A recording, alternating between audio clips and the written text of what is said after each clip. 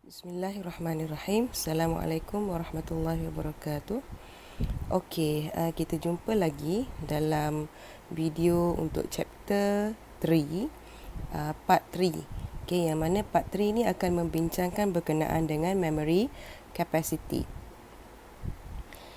Okey, kita tengok sikit apa yang dikatakan dengan memory capacity. Okey, dikatakan kat sini the size of a memory is defined by the address scheme.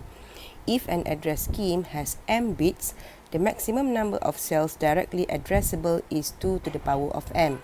Okey, maksudnya kat sini address scheme dikira dengan berapa bit memory yang diperuntukkan kepada kita. Jadi sekiranya kita diberikan satu jumlah bit memory, kita boleh kira berapa address scheme yang boleh dihasilkan, iaitu dengan mengira dengan 2 kuasa M. Kemudian dikatakan kat sini, if a memory has n cells, the cells will have address 0 to n minus 1. Okey, ini juga adalah isi penting yang perlu awak semua ingat, iaitu sekiranya kalau misal katalah address ada 32 sel. Okey, ada 32 sel, maka address yang akan digunakan untuk locate setiap sel akan bermula dengan 0 dan berakhir dengan 31. Okey, maknanya akan ada address daripada address 0 sehinggalah address 31. Okey, untuk kita kira memory capacity, okey, kita kira dalam bentuk byte. Okey, jadi oleh kerana memory capacity ni dia terlalu besar, okey, maknanya kita tak kira ada berapa bit secara individually. Kita tak kata ada 10 bit, ada 2 bit, ada 3 bit, sebab data yang nak disimpan di dalam memory adalah terlalu banyak, dan komputer zaman moden sekarang ni dia memang menggunakan banyak bit. Okey, paling sedikit bit yang digunakan adalah sebanyak kilobyte ataupun 1 kilobyte, yang mana dia tak menggunakan bit pun. Okey, maknanya ada 1000 byte, dan setiap byte itu akan ada 8 bit. Jadi kita boleh darabkanlah. Jadi apabila dia menyebut memory size ni dalam bentuk kilobyte dan dinyatakan dalam bentuk formula adalah 2 kuasa 10. So 2 kuasa 10 adalah 1024 byte. Okey, kalau kita kata pula memory capacity tu diukur dalam megabyte, maka dalam bentuk formula ataupun dalam bentuk byte-nya adalah 1024 darabkan dengan 1024, dan dalam bentuk formula adalah 2 kuasa 20.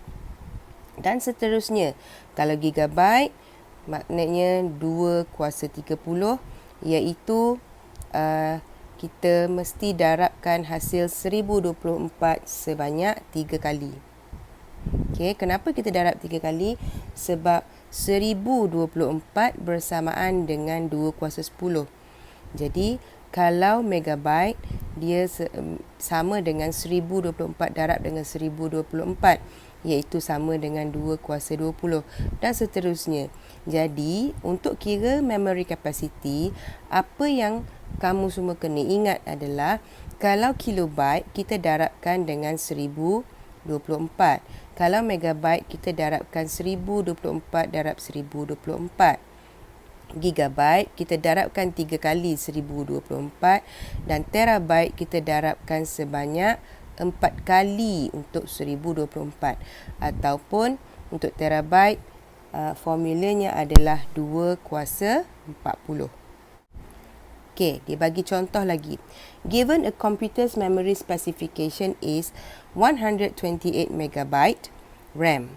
Calculate the memory capacity in bytes. Dia nak tahu memory capacity in bytes. Okey, kemudian yang kedua dia suruh kita kira address size, dan yang ketiga dia suruh kita kira largest address. Okey, kita tengok satu persatu. Macam mana kita nak kira memory capacity.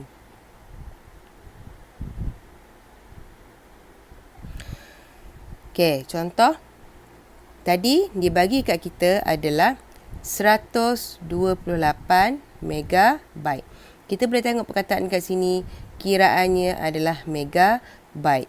Megabyte bersamaan dengan 1024 darab 1024. Jadi, kita akan kira,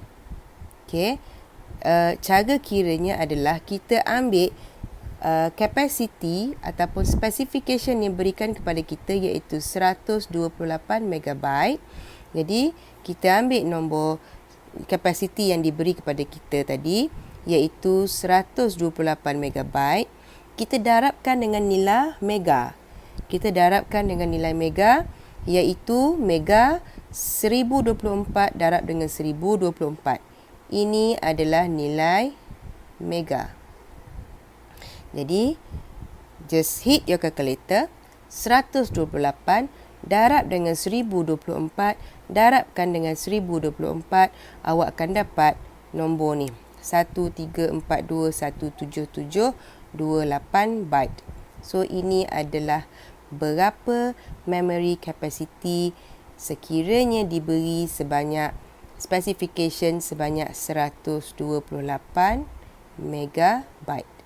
Jadi untuk 128 megabyte memory, kita boleh simpan data sebanyak 134 juta 217 dan 728 byte data. Okey. Okey, masuk kepada soalan yang kedua iaitu untuk mengira address size. Okey, apa yang dikatakan dengan address size? Address size adalah berapa banyak bit yang diperuntukkan untuk kita letakkan sebagai address. Okey, contoh ataupun analogi paling mudah macam ni lah.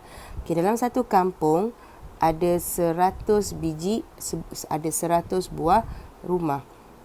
Jadi, untuk memuatkan 100 buah rumah ni, okey, berapa nombor yang diperlukan untuk menyimpan alamat-alamat ataupun berapa tempat untuk menyimpan alamat-alamat ni. Okey, dalam memory, nombor alamat bermula dengan kosong. Jadi, kalau ada 100 buah rumah, alamatnya akan bermula dengan kosong dan berakhir dengan nombor 99. Jadi, secara logiknya, kita boleh nampak kat sini berapa digit ataupun berapa tempat yang diperlukan untuk menyimpan alamat-alamat ini adalah 2 digit. Sebab nombor yang paling besar kat sini adalah 99. Okey, dan kita boleh mulakan dengan nombor 00. Jadi, address size adalah berapa digit ataupun berapa tempat yang diperlukan untuk kita simpan address. Okey, jadi untuk contoh address memory, address size untuk memory, kita masih lagi perlu menggunakan kapasiti yang diberikan kepada kita iaitu 128 megabyte. Jadi, kita perlu tengok pula megabyte ini, megabyte ni sama dengan 2 kuasa 20. Jadi, pendek katanya, kita pecahkan kepada bentuk formula 128 megabyte bersamaan dengan 128 didarabkan dengan 2 kuasa 20. Mana datangnya 2 kuasa 20? Kena tengok balik pada ni, pada table ni. Okey, untuk megabyte, formulanya adalah 2 kuasa 20. Jadi, 128 megabyte bersamaan dengan 128 didarabkan dengan 2 kuasa 20. Jadi sekarang ni, langkah yang kedua adalah cari 128 ni adalah hasil 2 kuasa berapa. Okey, nombor yang diberikan dalam soalan mestilah terhasil daripada 2 kuasakan dengan sesuatu. Jadi, 2 kuasa 7 bersamaan dengan 128. Okey, 2 kuasa 7 adalah bersamaan dengan 128. Jadi, kita tulis dalam bentuk kuasanya. Jadi 2 kuasa 7 darabkan dengan 2 kuasa 20. Dan kena ingatlah di dalam matematik, apabila nombor asasnya adalah sama, 2 kuasa 7 darabkan dengan 2 kuasa 20. Kuasa-kuasa ni adalah kita boleh jadikan dia sebagai 7 tambah 20. Sebab tu dia tulis kat sini hasilnya adalah 2 kuasa 27. Jadi berapa bit saiz address yang diperuntukkan untuk 128 MB? Jawapannya adalah 27 bits. Okey, kena ingat untuk address saiz dihitung dalam bentuk bit, bukannya byte. Okey. Soalan yang terakhir, cari the largest address. The largest address adalah soalan yang paling mudah, yang mana awak ambil sahaja hasil jawapan daripada memory capacity, iaitu sebanyak 134 juta tu tadi. Okey. Kemudian tolakkan dengan 1. Okey. Itu adalah largest address ataupun alamat memory yang paling besar, iaitu kalau dalam bentuk rumah ni tadi, rumah yang ke-99 lah. Oleh kerana kita ada 100 buah rumah, maka alamat yang terakhir untuk dalam kampung tu adalah 99. So, oleh kerana kita ada sebanyak 134 juta lebih ni tadi, memory capacity, ataupun ada 134 juta buah rumah dalam memory ni, maka alamat yang terakhir kita tolakkan dengan 1, kerana alamat yang mula-mula sekali dia bermula dengan 0, 0, 0, 0, 0, 0 lah, sehingga cukup bilangan 27 bit tu. Okey. Jadi jawapan the largest address mestilah ditolak dengan 1. Jadi dapatlah 134,217,727. Yang ni tak ada bit atau byte, sebab dia bilangan sahaja. Itu sahaja pengiraan untuk memory capacity. Kita masuk pula kepada part yang paling last di dalam chapter yang ketiga ini, iaitu byte ordering. Okay. There are 2 types of byte ordering. Macam mana penyusunan byte data di dalam memory. Okay, ada 2 cara. Yang pertama sekali menggunakan big endian dan yang kedua menggunakan little endian. Okay. Big endian, dia nyatakan bahawa bytes are numbered from left to right. Okay. Yang biasa menggunakan bytes are numbered from left to right ini adalah Motorola family. Okay. Yang biasa Motorola digunakan oleh Macintosh. Little endian pula adalah bytes are numbered from right to left, yang mana biasa digunakan oleh Intel family ataupun komputer IBM. Okay. So kita tengok apa yang dikatakan dengan big endian. Okay. Big endian, contoh, kita ada satu nombor, okey, yang mana nombor itu adalah 22FF. Okey, 22FF yang diisi ke dalam register AX. Okey, jadi apabila dia masukkan ke dalam register AX, okey, kalau saya dah perkenalkan pada awak berkenaan dengan register di dalam lab. So, register ni AX, BX, CX dan DX, dia akan terbahagi ataupun dia disusun dalam 2 bahagian, yang mana kita boleh jadikan dia AH dan juga AL. Okey. Tapi dalam kes ni dia menggunakan AX, tapi dia bahagikan juga kepada 2 bahagian. Jadi, apabila dia masukkan ke dalam register nilai 22FF, maka dia akan buat mengikut turutan dari kiri ke kanan, iaitu dua-dua akan duduk belah kiri dan FF akan duduk belah kanan.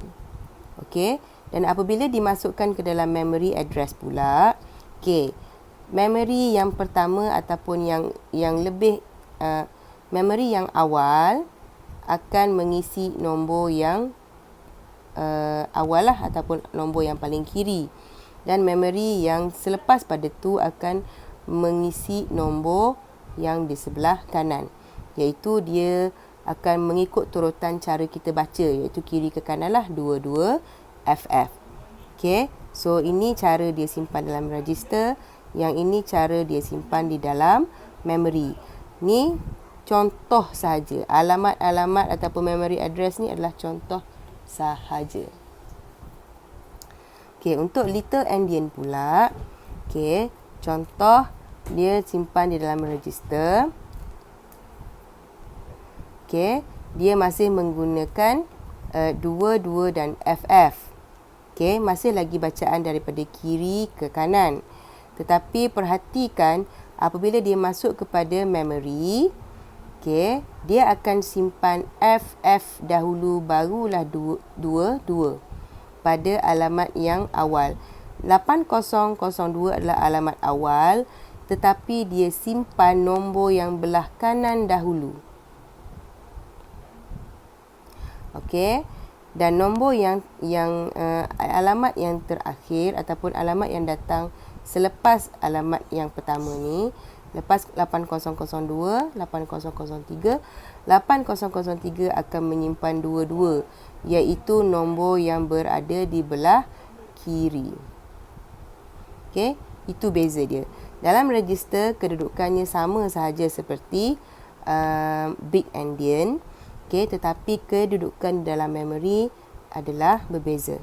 Okey, perbezaannya little endian dalam memory kanan masuk dulu, lepas tu baru kiri.